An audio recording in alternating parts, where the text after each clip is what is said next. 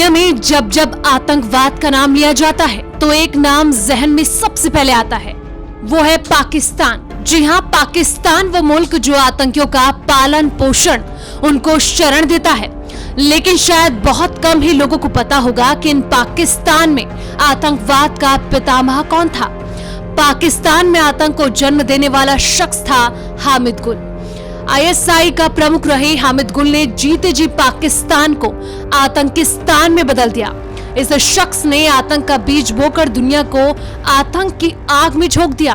तो चलिए आज हम आपको इस वीडियो में बताते हैं पाकिस्तान की खुफिया एजेंसी आईएसआई के पूर्व प्रमुख हामिद गुल के बारे में।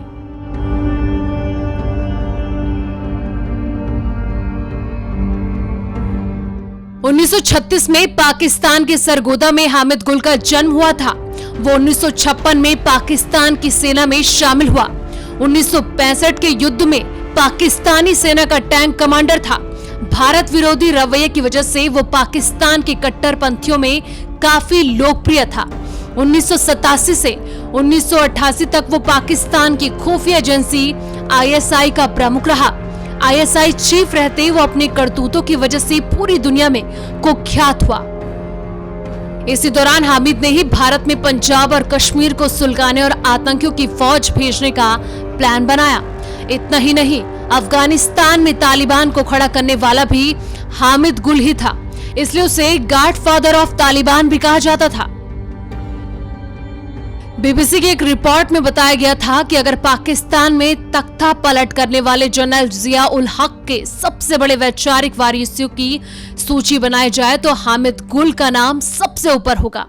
दोनों का संबंध आर्मर्ड कोर से था। जनरल जिया उल हक ने जब सत्ता संभाली थी तो हामिद गुल ब्रिगेडियर थे। जनरल जिया उल हक ने चीफ ऑफ आर्मी स्टाफ बनने से पहले मुल्तान में कायम सेकंड स्ट्राइक कोर की जिम्मेदारी संभाली थी और 1980 में मेजर जनरल हामिद गुल को इसी कोर की बख्तबंद डिवीजन का कमांडर नियुक्त किया गया था।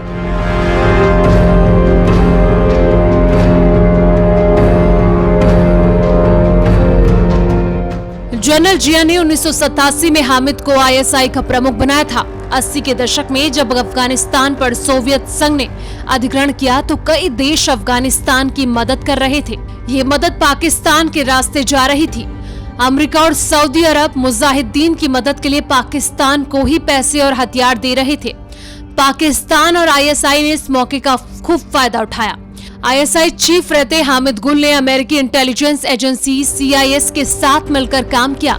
सीआईए ने आईएसआई को पैसा और हथियार के साथ ट्रेनिंग भी दी, जिससे आईएसआई आर्थिक और तकनीकी तौर पर काफी मजबूत हो गया।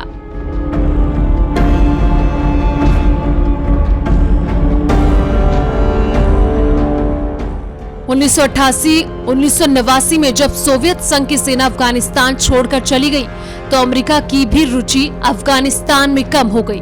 उधर अपने वादे पूरे नहीं करने की वजह से पाकिस्तान और अमेरिका के रिश्ते भी बिगड़ गए।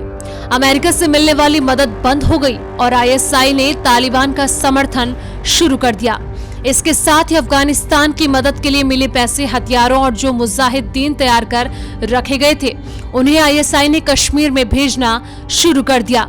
आईएसआई अफगानिस्तान और कश्मीर दोनों जगह पर हथियार लड़ाकों की सप्लाई संभाल रहा था और इसमें हामिद गुल की सबसे बड़ी अहम भूमिका थी। इस दौरान आईएसआई ने फंड के लिए तालिबान के साथ मिलकर नया रास्ता खोजा। अफगानिस्तान में अफीम की भरपूर पैदावार होती है। तालिबान के साथ मिलकर आईएसआई ने ड्रग ट्रैफिकिंग शुरू कर दी, जिससे उसकी आय का स्थायी रास्ता खुल गया।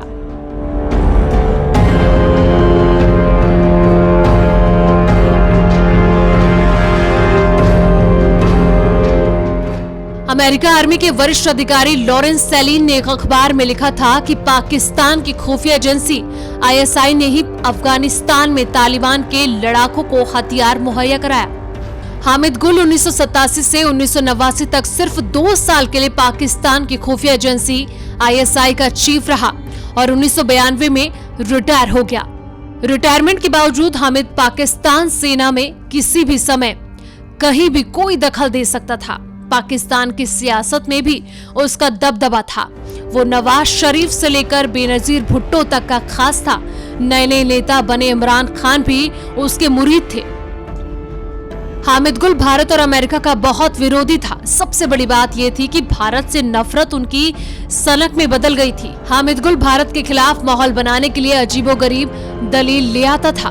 मसलन 26/11 हमले के पीछे जिम्मेदार कौन था, ये बात दुनिया जानती है, लेकिन हामिद गुल की दलील थी कि कसाब जैसे पाकिस्तानी लड़के ने जिंदगी में कभी 5 सितारा होटल नहीं देखा, तो वो 5 सितारा होटल पर हमला क्या करेंगे।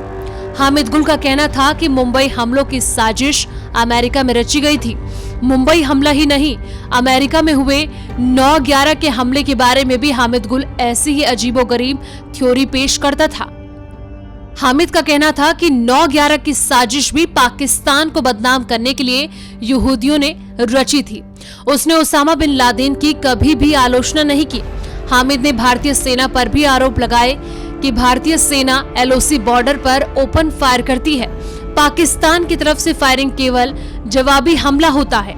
हामिद ने एक बार ट्वीट किया था, अगर भारत रास्ते पर नहीं आया तो हम दिल्ली और मुंबई को हिरोशिमा और नागासाकी बना देंगे।